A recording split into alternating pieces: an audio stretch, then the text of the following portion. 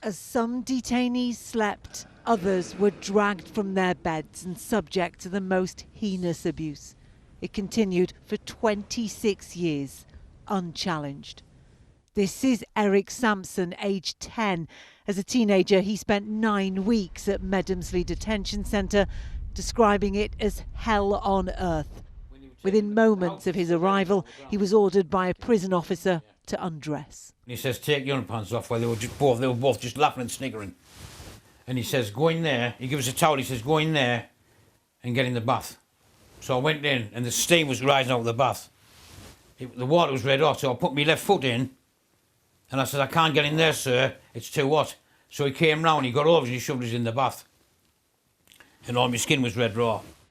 Today, a report identified horrific physical and sexual violence at Medomsley from the day it opened until its closure in 1987.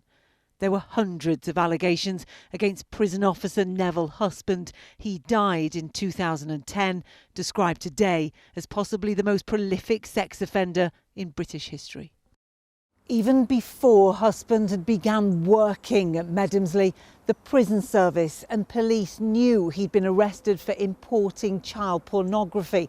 He himself had admitted showing the images to boys in his care. It was stated on his employment record, yet nobody in authority cared enough to do anything. This letter was written by Dave Brown during his torturous 3 months in detention. Fellow detainees would ask him to break their legs. Being hospitalised was one way of escaping abuse. They were brutal in front of the police officers. And you think to yourself, well, hold on, there's something wrong here. I thought these were the police. So the police knew what was going on in Medomsley. The governor knew what was going on in Medomsley, right? Everybody in that jail knew what was going on. The report's author agrees that those who stayed silent were also complicit. What has compounded, I think, the pain for them is the number of people and organisations that stayed silent. Is that what you came across? Had they spoken up and thorough, rigorous investigations had taken place, many of the thousands of young men who were abused would have escaped that destiny. The victims were today praised for their courage. Their weeks in custody has left them traumatised for life. Rachel Townsend, ITV News, County Durham. Decades on, many of the inmates at Medomsley still live with the trauma of what they experienced. Jimmy Coffey, who was detained at 17 years old, told ITV News he was abused within an hour of arriving. He was speaking to our reporter, Rachel Bullock. How much do you welcome that all these decades later, this report is lifting the lid on the fact that people did know about what was going on, but did nothing to stop it? People turned a blind eye to it. I actually saw people turn a blind eye. For example, I could see a guy getting a beating and an officer that wasn't involved in it would turn around and walk down the corridor. So there was lots of that went on, you know. And I think the report probably will name people for what they did wrong, you know. It's time for them to face the music. So the report's massive. How did that feel as a teenager trapped there to know that nobody would listen to you, even if you had told the truth about what was going on? Nobody was going to listen to you. I think trapped's the right word. That's how you felt. That's how we were. We were trapped. We had no one to turn to. We had nowhere to run to. All we had really was each other. You know, I was the kitchen lad for most of it, and we were quite close. I knew things were happening to one lad, and he knew how it was happening to me, but we never really spoke about it. So, you know, 46 years ago I walked through that door, and I'm still suffering now. I'm got on with my life, you know. I've made a decent life out of it. I've got a lovely family, but it's something that's been with me for 46 years. In fact, tomorrow morning I'm having therapy. Can you cast some light on just how terrifying day-to-day life was for you and others in Medomsley? Can you give examples of what happened there, Jimmy? Yeah. For me, I can only speak for myself, but I'm sure it's for a lot of other lads. From the first minute of going in there was terrifying. You know, I think I forgot my own name, actually. I was that traumatised within that first hour, A good game that the screws played was kicking you up the backside. If they could get as close and be as quiet as they could and kick you up the backside, it was like one point to them. So, I mean, the first week was horrendous, especially the gymnasium and the running of the fence, which he did every day. If you ran around the perimeter fence every day, and whoever's at the back, and he used to warn you before he did it, whoever comes last is getting a kick in. And I seen one who was at the back getting such a good hiding. So that was daily, that was every day. You'd see that every single day. After a week of that, cleaning and what have you, I applied for a job in the kitchens, thinking I'll escape this and go into a nice warm kitchen. Well, that's probably the worst thing I could have done. I spent 6 weeks in the kitchen working for Mr. Husband, Neville Husband, who in my eyes was the closest thing to the devil you could get. He was an evil man, very conniving evil man. And Neville Husband, in the report, he's described as possibly the most prolific sexual abuser in British criminal history. Yeah. That won't surprise you, that description? No, evil. An evil man, yeah. From day one in the kitchens, he would start off just touching, and then it just progressed from there. I was in there for 6 weeks, in the kitchens for 6 weeks. He's very calculated, very sly, cunning man, yeah. And it just progressed from touching to sexual abuse, and then certain lads, myself included, and someone I was quite close to, another lad, were taken out of the centre to husband's house, and eventually to other houses as well, you know.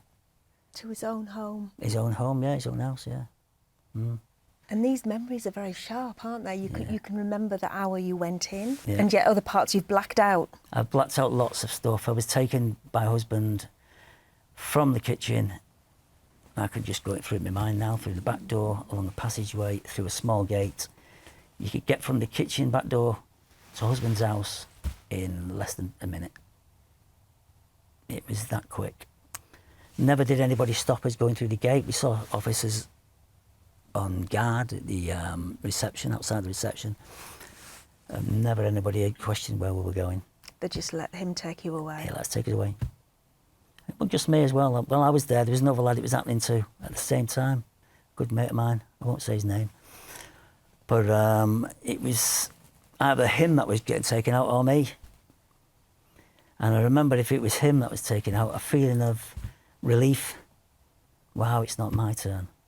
But also of sorrow, because I knew where he was going and I knew what was going to happen to him. And him coming back, he was white, he didn't speak, but I knew where he'd been, I knew what had happened. But words weren't necessary, we knew. Yeah. And husband took you to another house as well, where there was multiple people.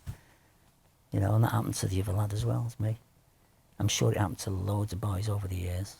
Being in the kitchen was like being in a jail within a jail. You were there all day. Nobody came in, nobody went out without husband's permission, including officers. Officers had to ask husband permission to go into the kitchen, Mr. Husband, and they'd go in. Yeah. The report says husband built an empire in that kitchen. Yeah. He was unchallenged, he was undetected, and he was allowed to do that. That's exactly right. That's exactly right. You know, it was his ground, his rules. We need an apology. An apology from, whether it's a government apology, a prison services apology, somewhere up there, someone needs to apologise to every single one of us, really, because it was allowed to happen. You know, that's the thing. It's been a long time since I thought about you. 32 years to be exact. For years, I never said a word, not to anybody. Help them. What you do remember. I'll help you. Your story and the testimony of other former Medomsley detainees has led to this play being written. It's now on tour nationwide. How important is it to you that the truth of what happened at Medomsley is now being seen by audiences across the country? Yeah, it's massively important, very important. There were so many victims, and it seemed to me like the whole story was buried, you know, and I think what Grey Eye have done, the theatre company, they've given it life, they brought it back to life again. So the fact it's going out, and it's doing quite well as well, it's selling out theatres, it's just great, it's brilliant. It's a story that needs telling. Why is it crucial that that truth is unearthed and the reality of life at Medomsley is being shown up for what it truly was? Because that's exactly what it is, the truth. I think if you take those scenes out of the play, you're missing you're throwing away the impact it's having on the audience. I've sat and watched the play 3 times now, and something I've noticed is how focused the audience are, and how shocked as well. You know, how shocked they are. You know, you could look at that as a bad thing, shocking people, triggering people, but that's just part of the story. That's just part of the truth. The play, Yeah, the report, yeah. all of this focus back on Medomsley. It's a massive thing for me. I mean, to sit and watch the play and see my story coming back at me is it's just uplifting. The truth has won. I mean, it's there. The fact that the truth's come out is healing. I think there's one thing that I've kind of come to terms with and that I've lost is the feeling of shame. That's why I've always gone for help. I always look down that road of I want to be normal, I want to be better, you know. And I think I've got pretty close. It would appear you have. I've not done bad. The success of the play. Yeah, I love that, yeah. A happy family, loving family. Yeah. Jimmy, we wish you the very best of luck. Thanks, Rachel. The very Thank you best very of much. luck. Very nice to meet you. It's been brilliant. Nice to meet you. Thank you so much for thank you, trusting me with darling. your story. Thank you, lovely. Thank you. Thanks, love.